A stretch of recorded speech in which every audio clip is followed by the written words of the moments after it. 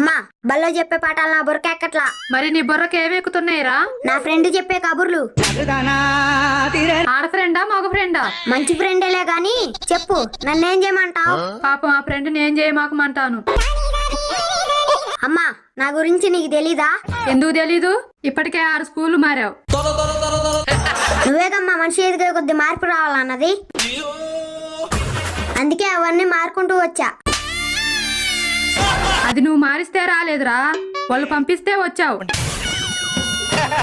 ఏరా అసలు నువ్వు రేపు పెద్దయ్యాక ఏమవుతావు? ముసలోన్ని అవుతా. ఇంకే ఆ పని చేయరా, పింఛన్ మీద బ్రతుకుదువు గాని.